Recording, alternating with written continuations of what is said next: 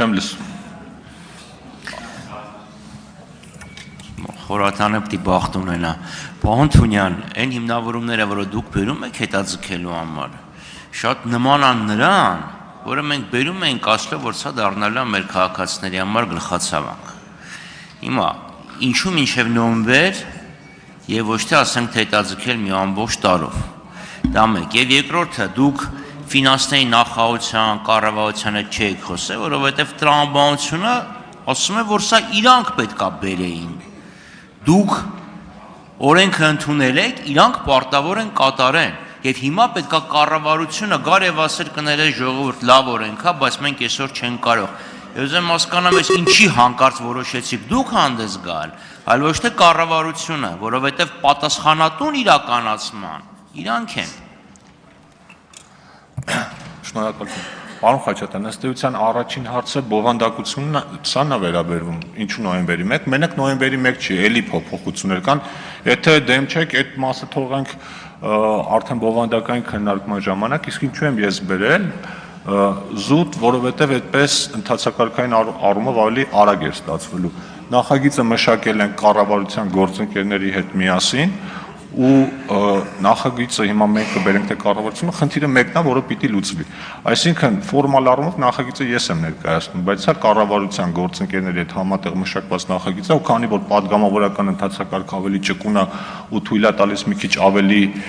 արագ է ամեն ինչը կազմակերպել, զուտ դա է պատճառը։ Արձագանք ունեք, համեցեք։ Միացրեք պարոն Խաչատրյանի խոսքը։ Պարոն Թունյան, շնորհակալություն անկեղծության համար։ Փաստ, այսինքն ուզում եք ասեք, որ կառավարությունը ձախողել է եւ օրենքի իրականացման համար բավարար պայմաններ չի ստեղծել։ Շնորհակալություն։ Պարոն Խաչատրյան, վարչապետը դեռ սայնս մի քանի ամիս առաջ ասաց, որ հայտարարագրի ներկայացման վերջնաժամկետը պիտի փոխվի մինչև նոյեմբերի 1-ը։ Այսինքն, այն ինչը որ մենք հիմա ունենք, ոչ նորություն է, ոչ անսպասելի, մնացածը արդեն սա ձախողման հետևանք է, թե ինչ մեկ այլ բանի հետևանք, դա արդեն ավելի հանգամանորեն կքննարկենք։ Շնորհակալություն։ Լիպսիմե Գրիգորյան,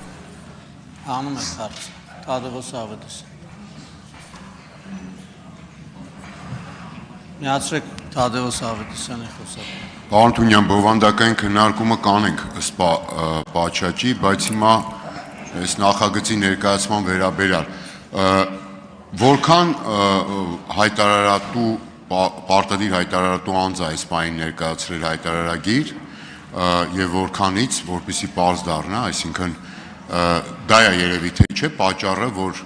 հայտարարագրեր չեն ներկայացրել ըստ էության հիմնական մասը եւ դուք ժամկետը երկարացնում եք, ձեր նախաձեռնության հիմնական երևի նպատակը է, սա մեկ, երկրորդը, այսինքն այս ժամկետը երկարացնելով վստահ եք արդյոք, որ օրինակ մինչև նոյեմբերի 1 ունեք վերլուծություն, որտեղ դուք թիվ եք դրել, էլի գրել եք նոյեմբերի 1, մինչև այդ պատշաճ ողջավալով պարտականությունները կատարած կլինեն, այսինքն խնդիրը ստեղ միայն ժամկետն էր, որ երկարացնեք հարցը կփակվի։ Շնորհակալություն։ Ըստ էության էլի բովանդակային հարց եք տալիս պարոն Ավետիսյան, բայց դա նորմալ է։ Ուրեմն ոչ թե երկարացնում ենք նրա համար, որ չեն ներկայացրել, այլ երկարացնենք, որ մարդիկ կարողանան ներկայացնել, թե չէ այդպես որ ստացվի, ինչքան չներկայացնեն, այնքան պիտի ժամկետը հետաձգեն, այդպես չի, որովհետև կան օբյեկտիվ պատճառներ, մարդիկ նույնականացման քարտեր չեն կարողացել ստանալ, հազար մի ուրիշ հանգամանքներ կան, եւ ինչու նոյեմբերի 1, որովհետև ըստ մեր կառավարության գործընկերների հետ ունեցած քննարկումների նոյեմբերի 1-ի դրությամբ մենք նախ նույնականացման քարտերի հետ կապված խնդիրը լուծած կլինենք եւ բացի այդ պետք գործընկերների հետ կա պայմանավորվածություն, որ մինչեւ իրենք այդ նոր վերջնաժամկետը արդեն կներկայացնեն ավելի հարմար հավելված, որով մեր քաղաքացիները ավելի հեշտ կկարողանան հայտարարագրերը լրացնել։ Շնորհակալություն։ Համեցեք արձագանք։ Այս համակարգը, ինչպես գիտենք, փուլային է ներդրվում, սա երրորդ տարին է, չէ՞ որ հայտարարագիր երկրորդ տարին հայտարարագիր են ներկայացնում եւ բնականաբար այդ առաջնային փուլ, այսինքն տարի, երկու տարին դրանք բավականին երկար ժամանակահատված է, ըստ էության մի քիչ պարզ չի դառնում կամ ավելի ճիշտ հասկանալի չի, թե այս ամբողջ ընթացքում այդ բոլոր խնդիրները, այդ հավելվածներ, պարզեցումներ եւ այլն, դրանք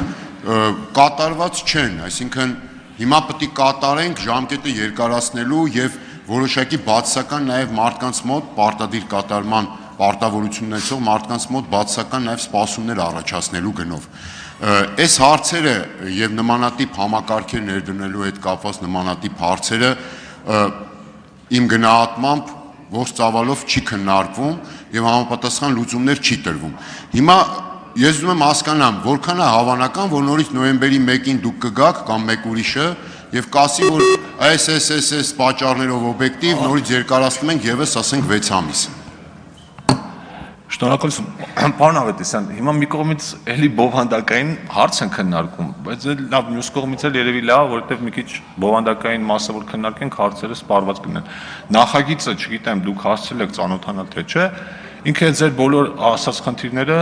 հասցեագրում է։ Մենք ոչ թե մեխանիկորեն միայն նախագծով վերջնաժամկետը տեղափոխում ենք նոյեմբերի 1, այլ նաև հատուկ դրույթ ենք սահմանում, որ եթե քաղաքացին վերջնաժամկետը լրանալու պահին